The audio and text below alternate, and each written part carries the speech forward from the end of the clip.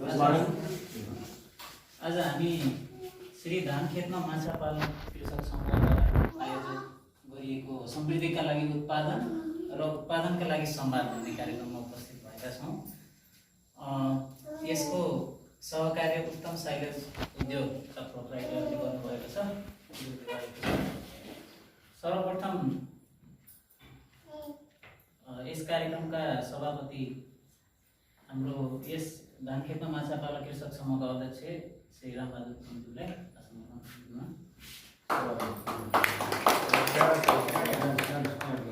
यस कार्यक्रमका प्रमुख अतिथि हुनुहुन्छ डाक्टर दामोदर भुषाल, सामाजिक अभियन्ता तथा युवा नेता हुनुहुन्छ, उहाँलाई स्वागत गर्न चाहन्छु।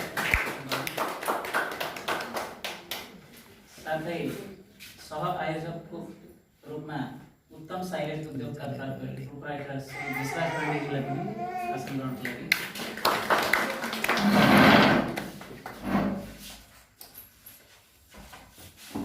साथै मोटिभेसनल स्पिकर मुक्ति गरे सर हामीलाई पढाउनु भएको पनि हो। उहाँलाई पनि धेरै नमस्कार र विशेष अतिथिहरू श्री दुर्गा मन्दिर टोल विकास संस्थाका अध्यक्ष कृष्ण श्रेष्ठज्यूलाई, साथै सनसेल टोल विकास संस्थाका अध्यक्ष गोपाल प्रसाद घिमिरेज्यूलाई पनि, साथै यस धान खेतमा माछा पालन कृषक समूहका सल्लाहकार पनि हुनुहुन्छ श्री घनसिंह ज्यू, उहाँलाई पनि आफ्नो, साथै राष्ट्रिय समाचार संस्थान राजशासकका प्रतिनिधि तथा सञ्चारकर्मी श्री भरत प्रधानज्यूलाई आसन ग्रहणको लागि।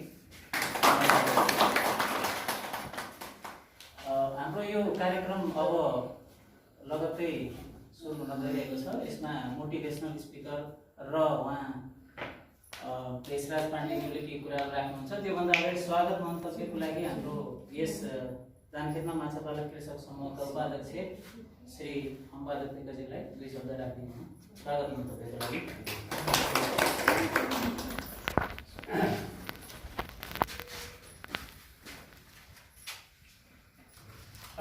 आदरणीय यहाँ उपस्थित मुख्य अतिथिज्यू, उत्पादनका लागि समृद्धिका लागि उत्पादन उत्पादनका लागि संवाद कार्यक्रममा सहभागी हुन आउनुभएको सम्पूर्ण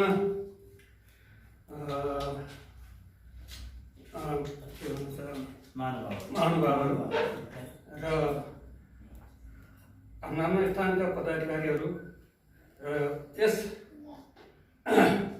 श्री धान खेतमा माछा पालन कृषक समूहका 9 उपनिधि तर हाम्रो देखि आउनुभएका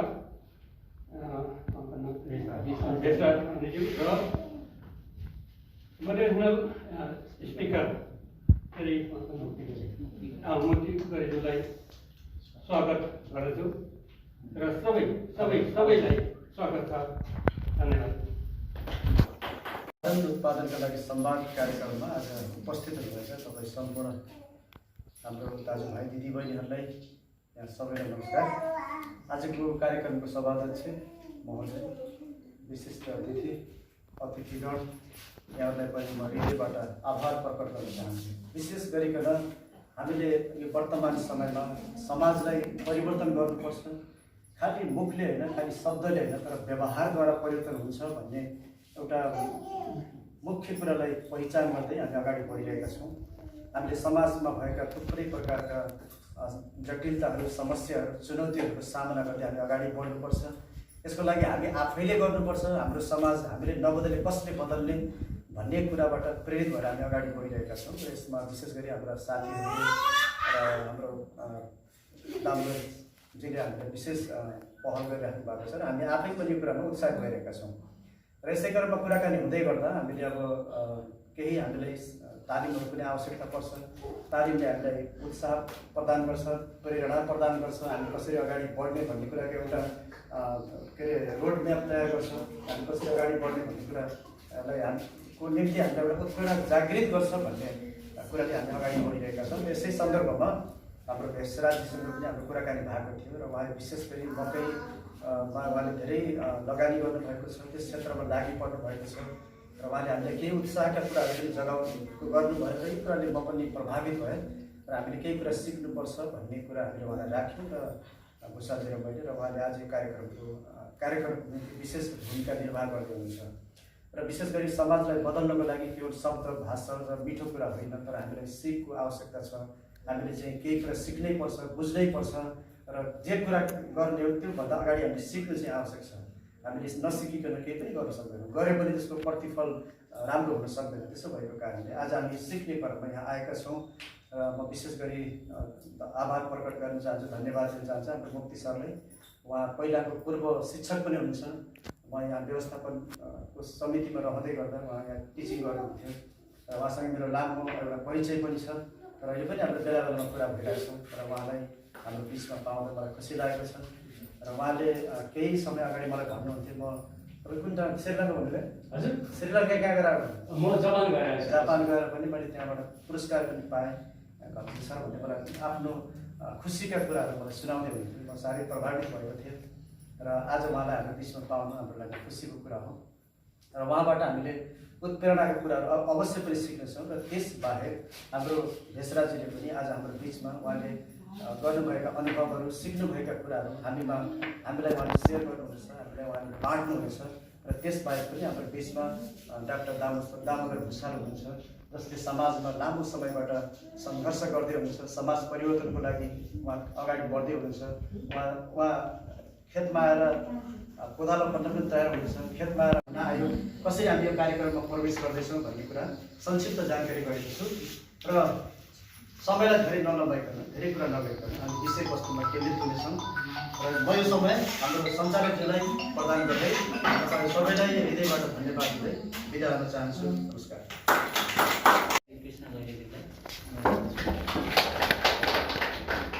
साथै सञ्चालक सदस्य रुपेश पाण्डेज्यूलाई पनि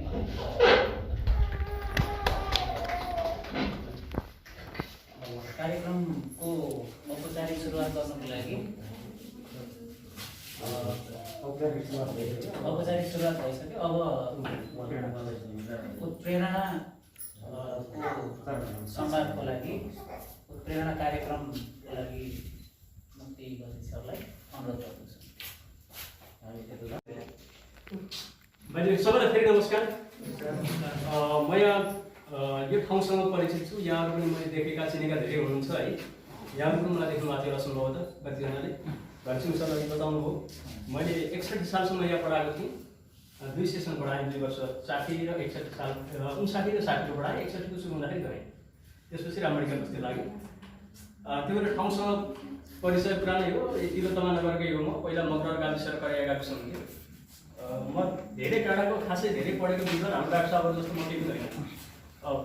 पढ्दै काम गर्दै गरेँ। गर्दा जेसिसमा उहाँहरूको प्रेरणाबाट लागेँ र अहिले पनि जेसिआईमा नेपालको ट्रेनिङ अर्कालाई जगाएर जाग्ने भन्ने कुरा एउटा पक्ष रह्यो। त्यो पक्ष भनेको के हो भने भानुभक्तलाई घाँसीले कुवा खनाएको देखेर जागेर जस्तै हो।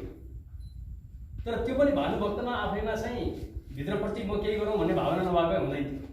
हामी पनि धेरै कामहरू गरेका देख्छौँ। हामी यो काम यो कतिको देखिन्छ, अब यो म देखाउन खोजिरहेको थिएँ।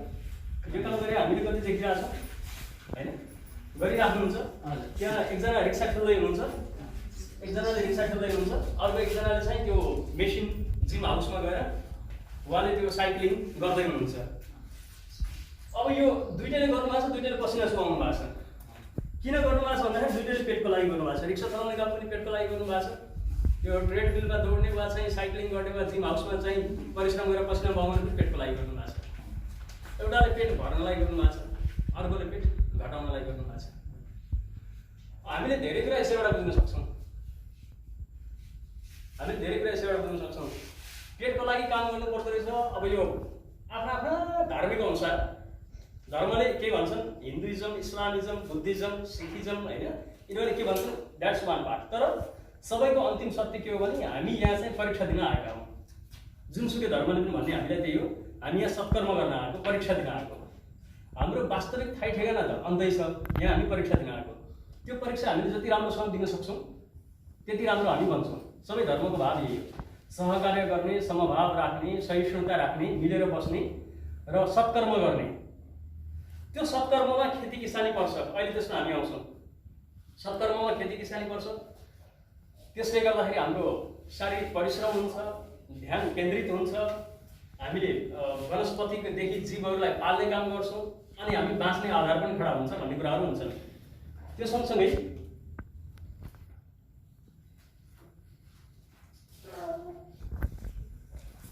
हाम्रो सुखी परिवार बनाउनको लागि एकजना मेरो आफन्ती नै हुनुहुन्छ, उहाँले गाई पाल्न थाल्नु भएको थियो। उहाँले के भन्नुभयो भने हामी बिग्रियौँ। यहाँ आजभन्दा 30-40 वर्ष अगाडि मैले जातीय रूपमा भन्न खोजेको छैन, तर त्यो अलिकति छोएर उदाहरण दिनु। यहाँ थारू जातको हुनुहुन्थ्यो, पाहाडबाट पहाडियाहरू आउँथ्यो र थारू जातको मान्छेहरू धेरै जमिन अझै बढाउने, अझै फराकिलो हुने, अझै उन्नति गर्ने काममा कम लाग्नुभयो। किनभने हाम्रो खेत छँदैछ, 2-4 बिघा छँदैछ, चलिहाल्छ हामीलाई भनेर उहाँहरू बस्नुभयो। आजको हाम्रो बाजे हाम्रो बाहरू चाहिँ पहाडबाट तराई आउनुभयो। तराई आएर जमिन किनिदिनु भएको थियो, 15 कट्ठा, 1 बिघा 1.5 बिघा।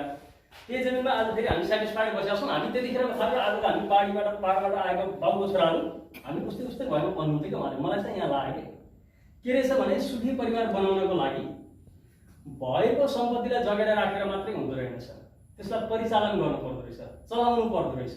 चलाउने कसरी? हामीसँग 5 कट्ठा होला, 10 कट्ठा होला, नभएकाले 1.5 बिघा लिजमा लिनु होला। त्यसलाई चलाउने तरिका अलिक सरसरल पनि सिकाउनु होला, परिचालन गर्ने कुरा। लिजमा उहाँहरू पनि 30-35 बिघामा 40-50 बिघामा मकै खेती गर्दै जानु भएको छ।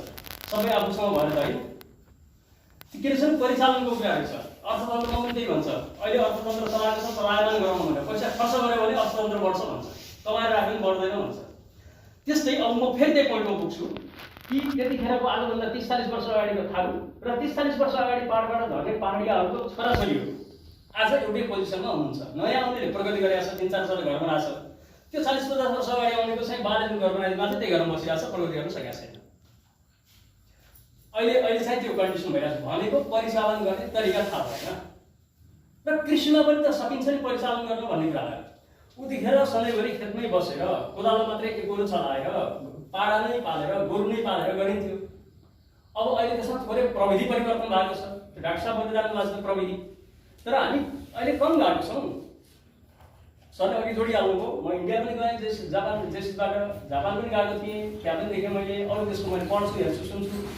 त्यहाँको मान्छेहरूको के रहेछ भने उनीहरू एकदमै धेरै घन्टा काम गर्छन्। यहाँ पनि विदेश गएर आउनु भएको हुनुहुन्छ होला, कोरियाबाट आएको साथीहरूसँग मैले इन्ट्रेक्सन गर्छु, छलफल गर्छु। उहाँहरू पनि के भन्नुहुन्छ भने हामी जति समय कोरियामा काम गर्छौँ, जति समय जापानमा काम गर्छौँ, त्यति नै समय यहाँ हामी गऱ्यौँ भने कृषिबाट पनि हामीले उत्पादन गर्न सक्छौँ, लाभ लिन सक्छौँ भन्नुहुन्छ। तर गर्ने तरिका अलग छ भन्नुहुन्छ। त्यही परम्परागत 50 वर्ष 60 वर्ष अगाडिको तरिकाले गरेर भएन, फरक तरिकाले गर्नुपर्छ भन्नुहुन्छ। त्यो फरक तरिका चाहिँ हामीले सिक्नु पऱ्यो, बल्ल हाम्रो परिवार सुखी हुन्छ। हामी सबैको चाहना भनेको त सुखी परिवार हो। हेर्नुहोस्, यो बाउ आमा छोराछोरी टक्क सबै सन्तुष्ट भएर बस्ने। यहाँ खास मान्छेको फोटो छैन यहाँ, यो ढुङ्गाको बनाएको स्केच थियो, मैले त्यसलाई तानेको, सोसियल साइटबाटै तानेको। के भन्दाखेरि सुखी परिवार हामी सबैको चाहना त्यही हो। सुखी परिवार बनाउनको लागि पैसा कमाउनु पर्यो। पैसा कमाउनको लागि हामीले अधिकांश नेपालीहरूको मनोविज्ञान अहिले हामी देख्दाखेरि विदेशै हाम फाल्ने मात्रै छ।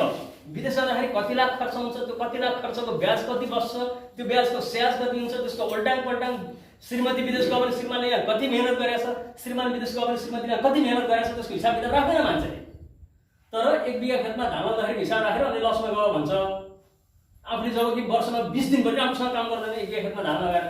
रोप्ने बेलामा 4-5 दिन, गोड्ने बेलामा 4-5 दिन, फङ्गने बेलामा 5-7 दिन। अनि 20 दिन काम गरेर समयको खेतीमा चाहिँ फाइदा भएन भन्नु त भएन नि त। आफूलाई काम पुग्ने गरी धेरै एरियामा गर्नु पर्यो, धान खेती गर्दा अथवा मकै खेती गर्ने कि आलु खेती गर्ने कि वा गाई भैँसी पाल्ने कि आफूलाई एक दिनमा मेरो 24 घण्टा छ, सुत्ने र रेस्ट गर्ने 8-9 घण्टा छोड्यो भने बाँकी बचेको लगभग 14 घण्टा 15 घण्टा त मैले काममा लगाउनु पर्यो नि मेरो शरीरलाई। त्यति चाहिँ नलगाउने, मैले मलाई रोजगारी चाहिँ दिनको 14-15 घण्टा रोजगारी नदिने, दिनको 1 घण्टा 2 घण्टा मात्रै रोजगारी दिने, अनि फल चाहिँ मैले 30 घण्टाको खोज्ने गरेर कहाँबाट पाउँछु? त्यो चाहिँ हामी गरेका छैनौँ। त्यही भएर हामीले फ्रीमा पैसा आउँछ, विदेश गयो भने फ्रीमा आउँछ भन्ठान्छौँ। त्यो मानसिकता हो, धेरैको मानसिकता छ। त्यसरी चाहिँ विदेशबाट सररै पैसा आउने होइन, छ साह्रै गाह्रो रहेछ। अब नेपालमा त्यसरी पैसा आउँदैन। पैसा कि त भिखमा केही नगरिकन पैसा आउने भने त भिक्षा माग्ने मात्रै हो, कसराले नै भिक्षा माग्ने, अरू केही छैन। त्यही भएर हामीहरूले काम चाहिँ गर्नुपर्छ, तर काम गर्दाखेरि तरिका अपनाएर काम गर्ने हो। अघि मैले भनेको कुरा यहाँ ल्याएर मैले जोडेको छु कि हामी सबै धर्म सबै विश्वासमा हामीले के बुझेका छौँ भने सामान्यतया 60 देखि 80-90 वर्षसम्मको हाम्रो आयु हुन्छ। 60-70 देखि 80-90 वर्षसम्मको, कसैको तलमाथि होला, एभरेज आयु त्यही हो। त्यो आयुको बिचमा हाम्रो आउँदै गरेको सन्ततिलाई राम्रो बनाउने, हामीले बिदा गर्नुपर्ने हाम्रो अभिभावकहरूलाई उहाँलाई सन्तुष्ट बनाएर बिदा गर्नुपर्ने हाम्रो दायित्व छ। त्यो दायित्व पुरा गर्दाखेरि हाम्रो उमेर बित्छ। त्यति बाबाआमालाई बिदा गर्दै गर्दा र छोराछोरा हुर्काउँदै गर्दाखेरि हामी सामान्यतया 60-70 पुग्छौँ। त्यो बिचमा हामी काम गरे पनि 60-70 वर्ष हुन्छौँ, काम नगरिकन सुत्ते पनि 70 वर्ष हुन्छौँ। हाम्रो उमेर घटाउन वा बढाउन चाहिँ सकिँदै सकिन्न। त्यो काम चाहिँ गर्नै पर्छ। तर काम गर्ने भनेपछि अब घन घसी बन्छरो भनेर पहिला जस्तो घन मात्रै घोटेर मात्रै त काम हुने रहेछ। अब तरिका लगाएर गर्नुपर्ने रहेछ। घोटेर त घोट्ने हो, त्यसलाई तरिका लगाएर दिमाग लगाएर गर्ने हो। टेक्निक लगाउनु पर्यो। टेक्निक चाहिँ डाक्टर साहबहरूसँग सिक्नु पर्यो। हामीले नसिकेर हो। मैले पनि सिक्दैछु। अहिले मेरो घरमा हाडे बदाम फल्यो, अब मैले सोच्दैछु अब चाहिँ खजुर पनि फल्ला भनेर मैले रोपेको छु, सोच्दैछु। म पनि घाँस काटेर हिँड्ने मान्छे, 3वटा गाई त हाम्रोमा पनि छन् है। हिजो पनि म घाँस काटेर खाएँ, आज चाहिँ गाडी किन आएको गरेर चाहिँ छोड्नु हुन्न। हामी एकैपटकमा मैले अघि भने हजुरहरूलाई त्यो मैले अरूलाई भन्न मात्रै भन्ने कुरा होइन। दिनको 12-13 घन्टा 14 घन्टा हामीले आफूलाई काम लगाएको छौँ कि छैनौँ होइन। क्याम्पसमा पढाउँछु अलग कुरा हो, त्यसको लागि पढ्छु अलग कुरा हो। तर 1-2 घन्टा मैले काम गरेँ भने र 1-2 घन्टा मेरो घरको अरू 2-3जनाले काम गरेर फेरि 3वटा गाई त फ्रीमा पालियो नि। 3वटा गाई फ्री पालेपछि त्यो मल फ्रीमा आयो नि। त्यो केमिकल युरिया राख्नुभन्दा त गाईको मल राख्नु त खेत धेरै शुद्ध भयो नि त। घरको दुध आफूले खायो भने कति राम्रो भयो। यी कुराहरू हामीले सोच्ने कुराहरू छ। घरको घाँसको मल बन्छ, सरसफाइ हुन्छ, धेरै कुरा छ नि त। त्यही भएर यो आयु हामीले चाहे पनि नचाहे पनि हामी त्यही दिन बुढो हुन्छौँ जुन दिन हामी बुढो हुने ठाउँमा पुग्छौँ।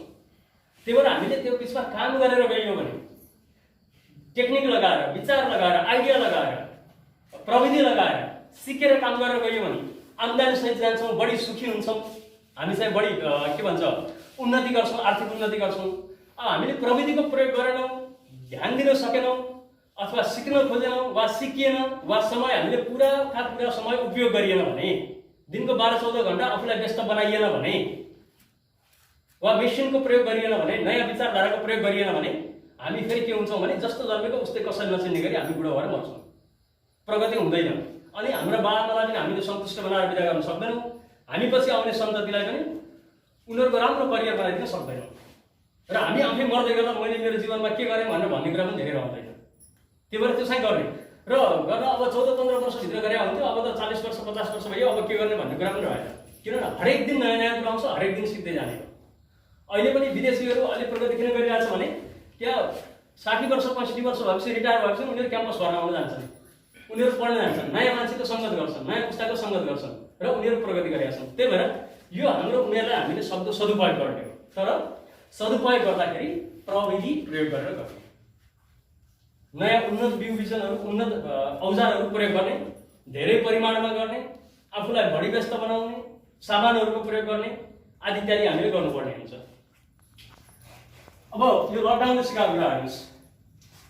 अर्थशास्त्रले के भन्छ भने अघि मैले भने जति धेरै पैसा खर्च गरे उति धेरै पैसाको फ्लो बढ्छ र पैसाको फ्लो बढ्यो भने अर्थतन्त्र राम्रो हुन्छ भन्ने कुरा। तर अहिले के देखियो भने अर्थतन्त्र बिजनेसबाट मात्रै होइन छ। बिजनेस भनेको त सेकेन्डरी अथवा द्वितीय पात्र रहेछ, प्रथम पात्र भनेको उत्पादन रहेछ।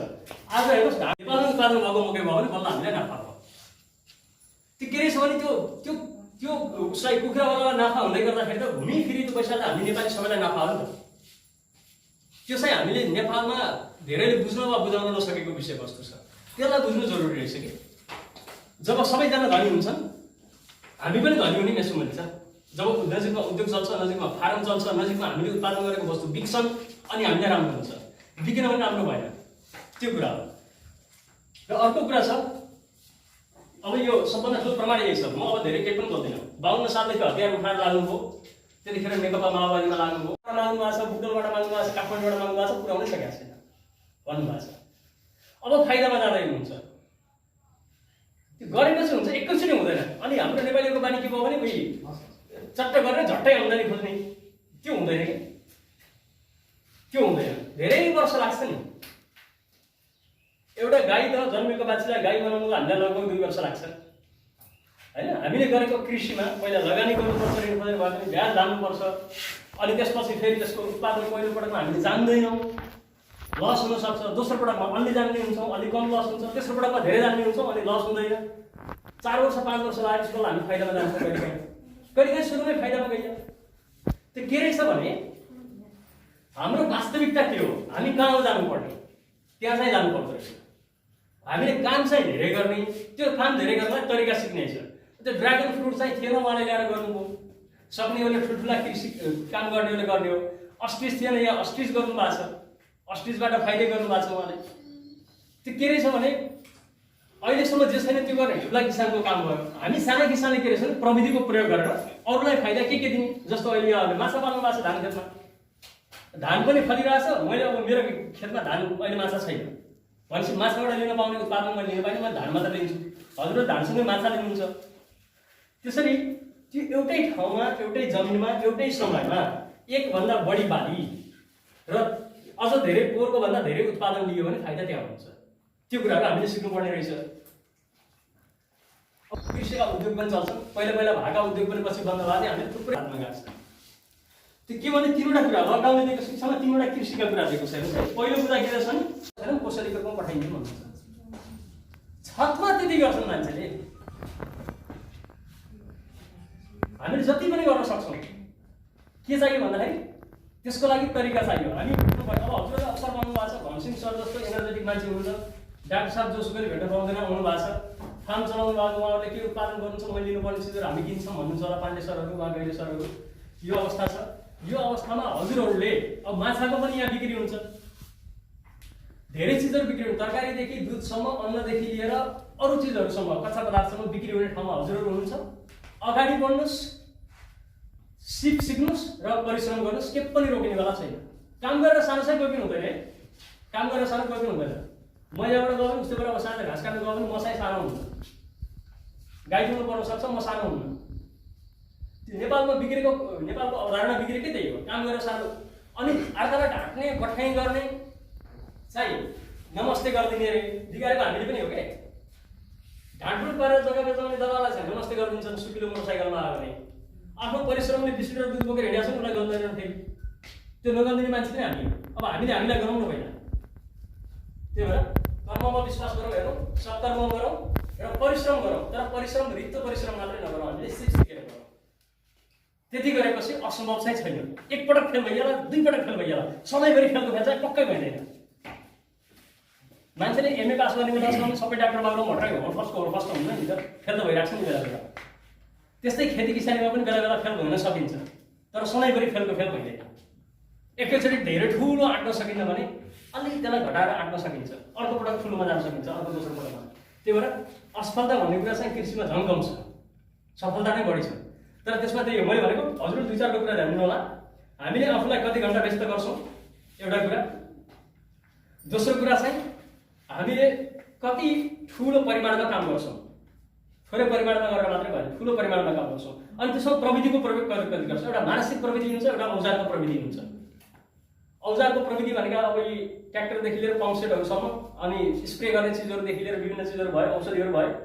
त्यसपछि गएर अब मानसिक औजार के अरे भनेको चाहिँ मानसिक सेटिङ आइडिया भनेको कुन चिज कुन महिनामा हुन्छ, त्यो लगाउँदाखेरि के औषधि राख्ने, कसरी गर्ने, कति महिनामा तयार हुन्छ, कुन बिउ कस्तो हो, यी सबै कुराहरू बुझ्ने, कुन माटोमा हुन्छ, कुन हावापानीमा हुन्छ, यी सबै कुराहरू बुझ्नुपर्छ हामीले। त्यो बुझेपछि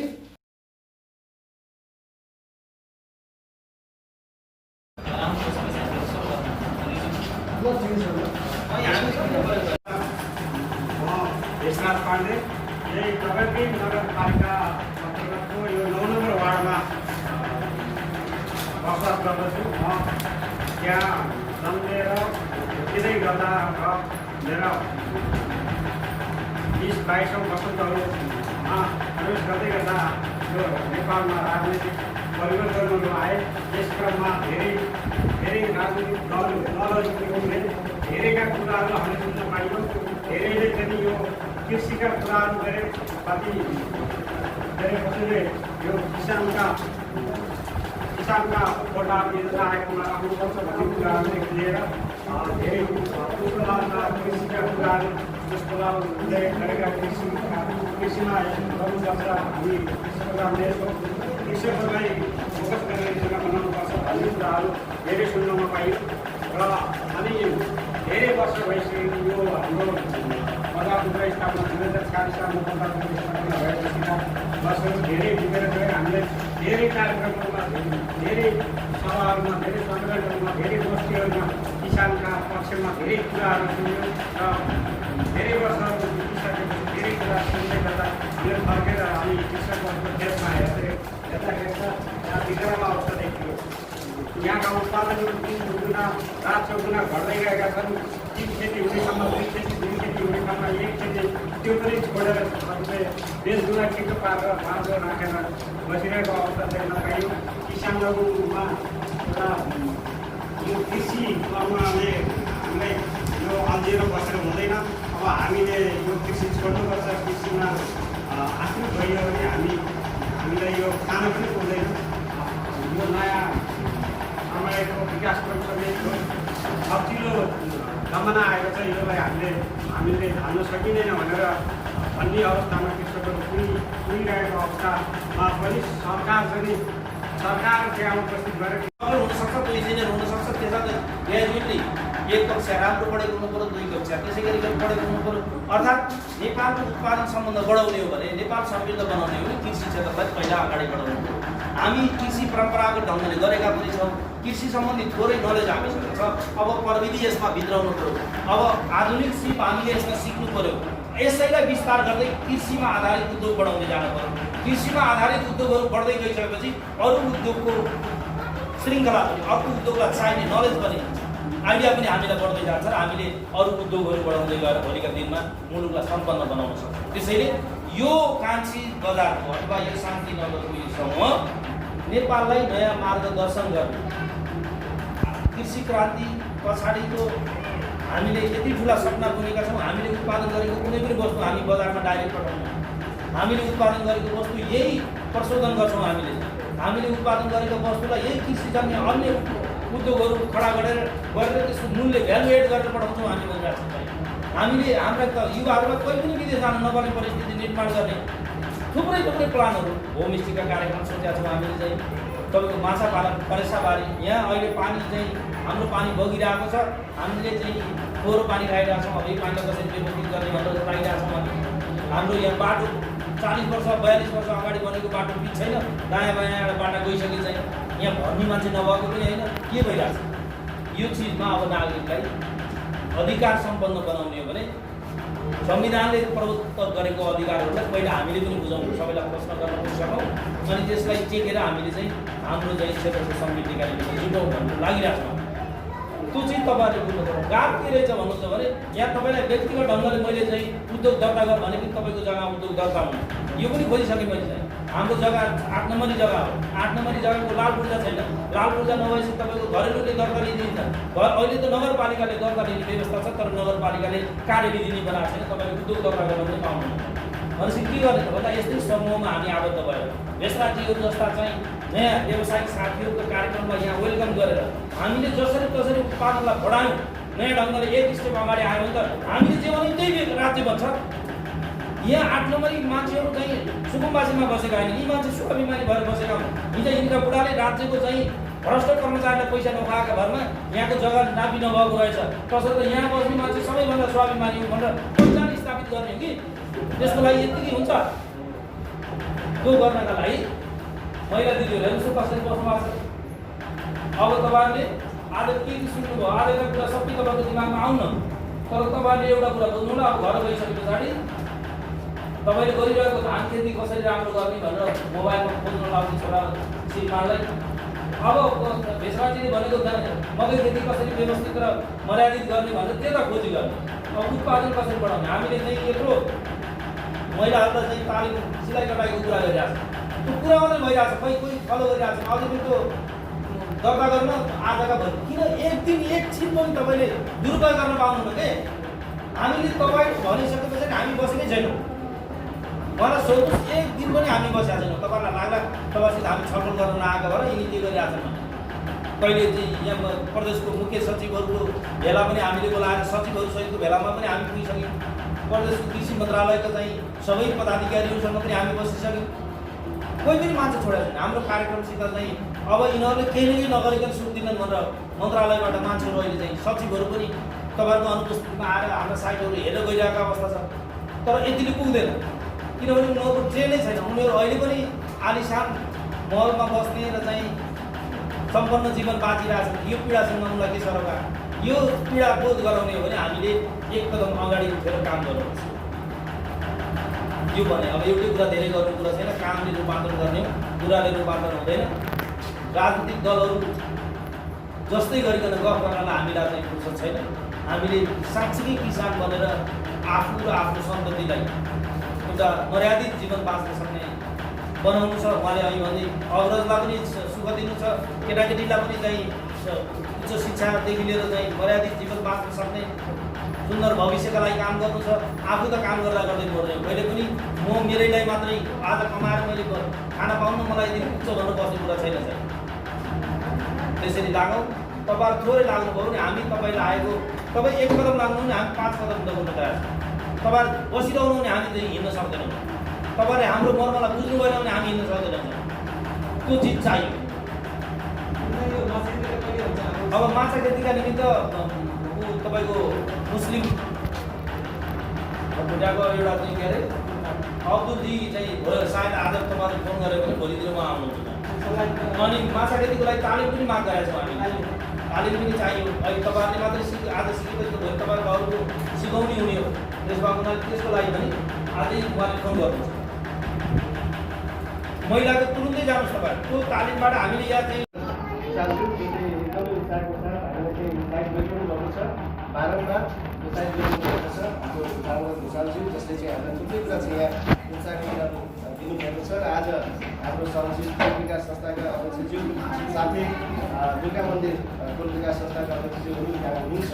उहाँहरू यहाँ भइदिएर हामीले अझ उत्साह प्राप्त गरेका छौँ। उहाँहरू एक अभिभावकको रूपमा यहाँ हुनुहुन्छ र हजुरको साथ र सहयोग चाहिँ सधैँ भइरह्यो भने खास गरी हाम्रो भेषाज्यू जसले लागिरहनु भएको छ, आफैले अनुभव गरिसक्नु भएको छ र हामीलाई सधैँ सरसल्लाह सुझाव र उत्साह दिइरहनु हुनेछ भन्ने आशा गर्न चाहन्छु। र यहाँहरू सबैलाई पनि अरूले कहिले गरिदिन्छ भनेर हामीले मुख ताकेर बस्नु चाहिँ बिल्कुलै हुँदैन। हामीले नगरी कसले गर्ने, अहिले नगरी कहिले गर्ने, यो सोचका साथ हामी सबैजनाले जुन कुरा आज हामी सिक्यौँ टेक्निकल तरिकाले होइन, आफ्नै परम्परागत तरिकाले होइन, टेक्निकल तरिकाले हामीले गर्नेछौँ र अवश्य हामी कृषि पेसाबाटै हामी चाहिँ अगाडि बढ्न सक्नेछौँ भन्ने धारणा साथ हामीले अगाडि बढौँ।